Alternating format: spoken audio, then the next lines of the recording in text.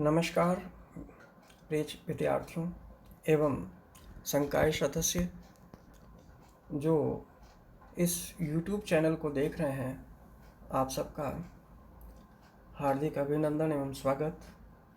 मैं डॉक्टर के Gautam, department of geology, राजकीय बांगड़ महाविद्यालय डीडवाना, आप सबका अभिनंदन करता हूं। आज के वीडियो में स्वागत है। आज का जो पाठ्य सामग्री मैं आपके समक्ष साझा कर रहा हूँ, यह पाठ्य सामग्री MDS यूनिवर्सिटी अजमेर के BSc सेकेंड ईयर जूलॉजी के थर्ड पेपर के अंतर्गत सम्मिलित पाठ्यक्रम में सम्मिलित है। और इस विषय का जो टॉपिक है, हेडिंग है, वो है ट्रांसजेनेसिस या ट्रांसजेनिक टेक्निक। ट्रांसजेनिक टेक्निक क्या है, एनिमल्स के अंदर ये कैसे इम्प्लीमेंट होती है और इसकी क्या यूटिलिटी है, इसकी क्या एप्लीकेशंस हैं। इस तरीके से प्रश्न पूछा जाता है परीक्षा में। प्रश्न जैसे एग्जाम्पल के तौर पर ट्रांसजेनिक प्राणियों को प्राप्त करने की विधियां तथा ट्रांसजेनिक की उपयोगिता पर लेख लिखें, टिप्पणी लिखें। ऐसा प्रश्न आप परीक्षा में पूछा सकता है। तो ट्रांसजेनिक प्राणी प्राप्त करने हेतु दो प्रमुख विधियां काम में ली जाती हैं। एम्ब्रियो के प्राक केंद्रक में DNA के माइक्रो इंजेक्शंस के द्वारा एक विधि यह है, bye micro injection of DNA in pronuclei of embryo.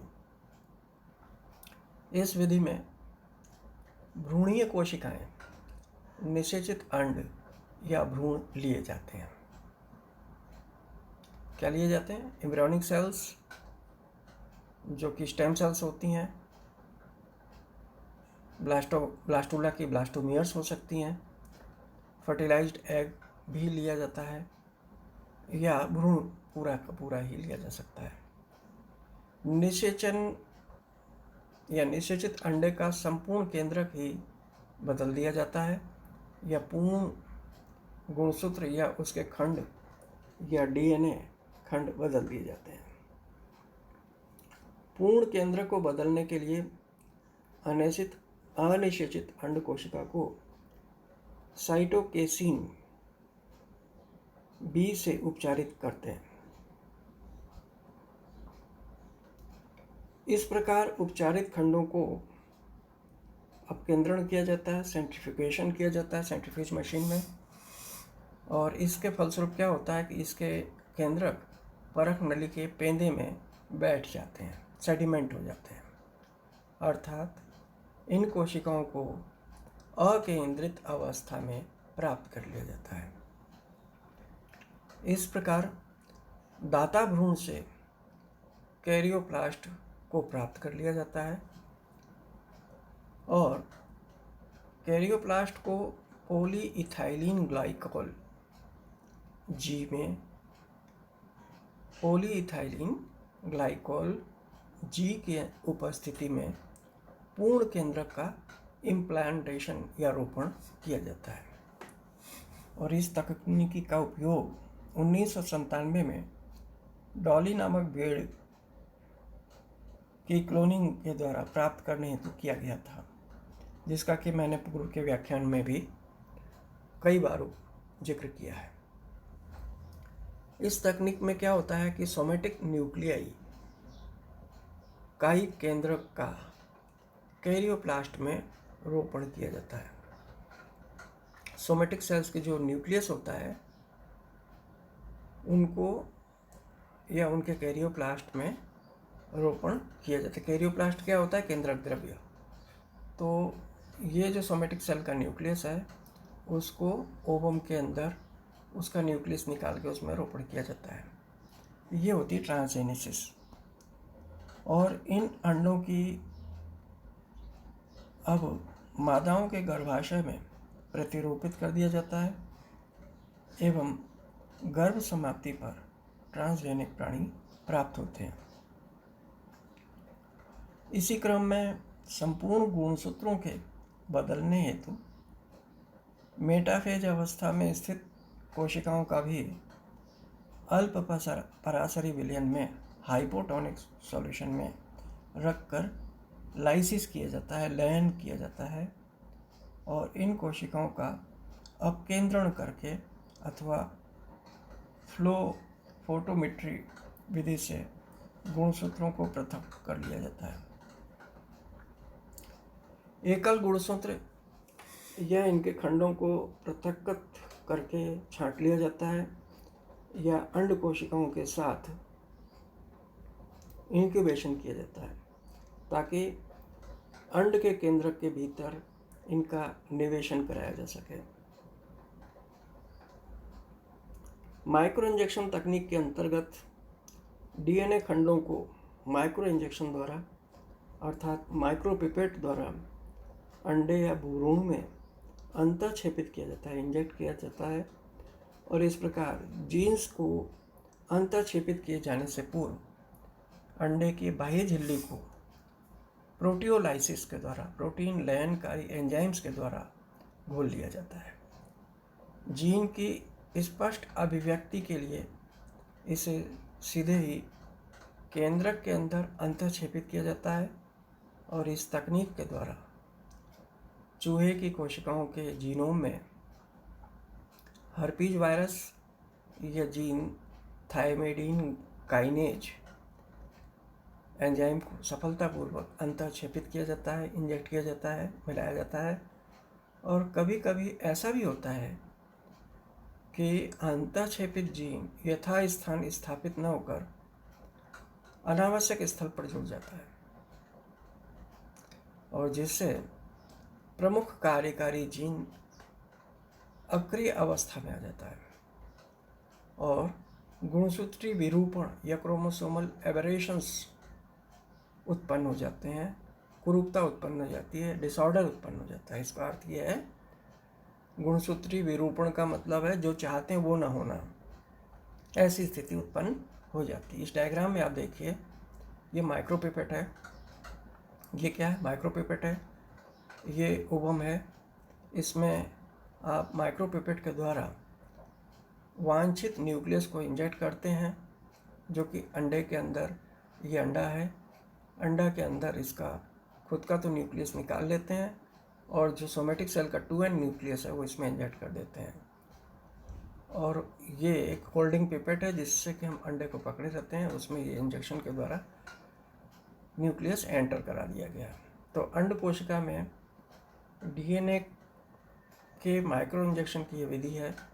इसमें देखिए, ये एक फीमेल होती है, चूहा है, माइस है, जो कि सुपर ओव्यूलेटेड होती है, अर्थात इसमें प्रचुर मात्रा में अंडे उत्पन्न होते हैं। इनमें से एक अंडा लिया अपन ने और प्रैक्टिकल के लिए हम बहुत सारी पेट्री डिशेस के अंदर, पेट्री डिश 1, 2, 3, 4, 5 इस तरीके से करीबन 50 पेट्री डिशेस के अंदर हम इनके सुपर ओव्यूलेटेड फीमेल के एग्स को रख लेते हैं और फिर उनमें उनके न्यूक्लियस को निकाल देते हैं और उसमें मेल प्रोन्यूक्लियस मिला देते हैं जो कि हमारा वांछित है। इस तरह से ये फर्टिलाइज हो जाता है और फर्टिलाइज होने के बाद में होल्डिंग पिपेट के द्वारा इसको हम पकड़ करके इसमें इंजेक्शन ट्रांसजीन का इंट्रोड्यूस कर देते हैं और इस प्रकार से हमें इम्प्लांटेड फीमेल प्राप्त हो जाती है। इसको हम फिर फीमेल में इम्प्लांट कर देते हैं दूसरी सैरोगेट मदर के अंदर। ये क्लोनिंग की तकनीक में भी हमने आपको समझाया था और इससे फिर ट्रांसजेनिक माइस इसके द्वारा सैरोगेट मदर के अंदर इम्प्लांट करने से ये ट्रांसजेनिक एनिमल पैदा हो जाते हैं, बन जाते हैं। तो डीएनए माइक्रो इंजेक्शन विधि से ट्रांसजेनिक चूहे प्राप्त करने की विधि आपको हमने समझाई। दूसरी विधि है रेट्रोवायरल विधि, रेट्रोवायरल वेक्टर मेथड कहलाती है ये। इस विधि में क्या होता है कि ट्रांसजेनिक्स या ट्रांसजेनेसिस की सबसे यह सुटेबल विधि है, उपयुक्त विधि है और इस तकनीक से अति सूक्ष्म जीन खंडों का ही स्थानांतरण संभव है। जाइगोट को क्लीवेज के समय 8 कोषीय अवस्था या 8 सेल स्टेज में ट्रांसजीन युक्त रेट्रोवायरस द्वारा संक्रमित किया जाता है और इस संक्रमित युग्मनज को फोस्टर मदर में प्रतिरूपित कर दिया जाता है और इस प्रकार उत्पन्न किए जाने वाली संतति ट्रांसजेनिक प्रकृति की होती है। रेट्रोवायरस वाहक वैसे अपनी प्रतिलिपि बनाने में सक्षम नहीं होते, फिर भी खतरे की संभावना रहती है और इस विधि से निर्मित ट्रांसजेनिक प्राणियों का उपयोग व्यापारिक उत्पादों की प्राप्ति के लिए किया जाता है, कमर्शियल यूज के लिए किया जाता है। देखें यहाँ रेट्रोवायरल वाहक या वेक्टर विधि द्वारा ट्रांसजेनिक चूहे प्राप्त करने की ये विधि है। इसमें डोनर फीमेल है, ये दाता फीमेल है। इससे 8 सेल अवस्था में, क्लीवेज की अवस्था में एम्ब्रियो ले लिया जाता है और इसके एम्ब्रियो में ट्रांसजीन को इंट्रोड्यूस किया जाता है और ट्रांसजीन इंट्रोड्यूस करने के बाद में इसको इम्प्लांट कर दिया जाता है सैरोगेट मदर के अंदर। सैरोगेट मदर से गेस्टेशन पीरियड पूरा होने के पश्चात इससे जो संतति उत्पन्न होती है वह ट्रांसजेनिक माइस कहलाते हैं। ये इस विधि की डायग्रामेटिक रिप्रेजेंटेशन है।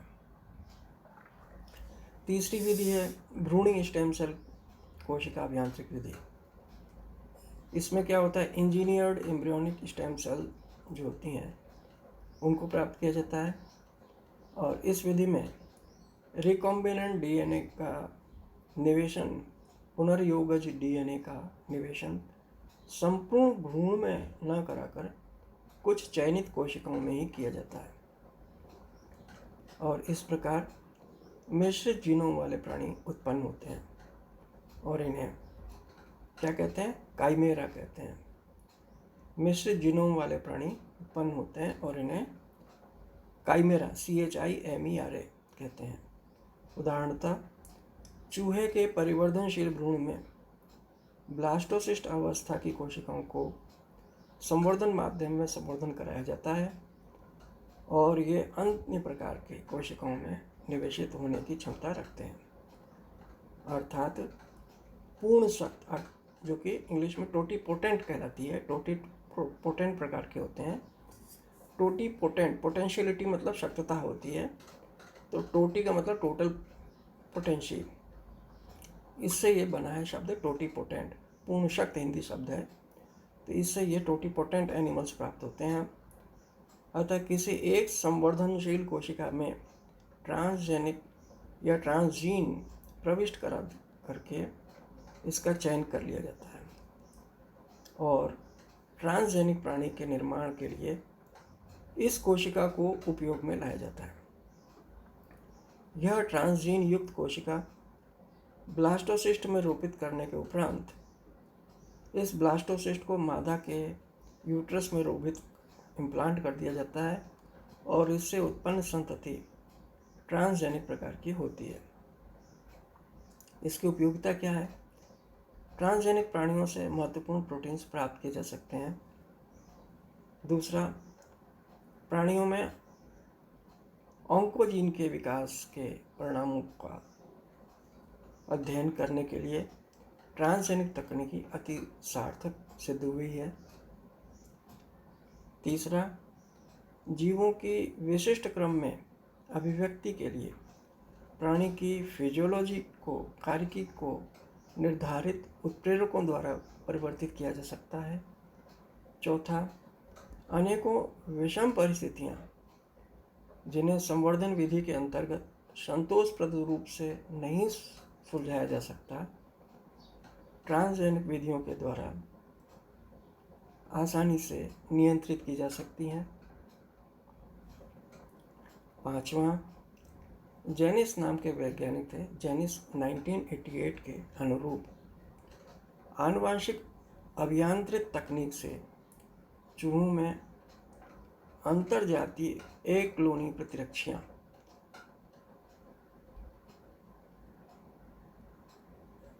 इंट्रास्पेसिफिक मोनोक्लोनल एंटीबॉडीज का उत्पादन संभव हो सकता है, आसानी से किया जा सकता है। इसी क्रम में चूहे एवं मुर्गों के जीन ट्रांसजेनिक चूहों में इस प्रकार से पुनर्योजित किए गए कि संकर IgG मॉलिक्यूल्स का निर्माण, इम्यूनोग्लोबुलिन G मॉलिक्यूल्स का निर्माण हो सका। तो इम्यूनोग्लोबुलिन मॉलिक्यूल्स IgG आदि का भी निर्माण इस तरीके से हो सकता है। तो ये ट्रांसजेनेसिस के विभिन्न पहलू हैं, विभिन्न एप्लीकेशंस हैं जो मैंने आपको समझाई। आप इस तरीके से परीक्षा में लिखें। मैं साथ ही PDF भी आपको शेयर कर दूंगा। बहुत बहुत धन्यवाद समझने के लिए। कोई शंका हो तो मुझसे फ़ोन पर आप पूछ सकते हैं। ट्रांसजेनिक मेथड्स इन एनिमल्स ये विषय रहेगा। BSc सेकेंड ईयर जूलॉजी के 3rd पेपर में सम्मिलित है। बहुत बहुत धन्यवाद अगेन।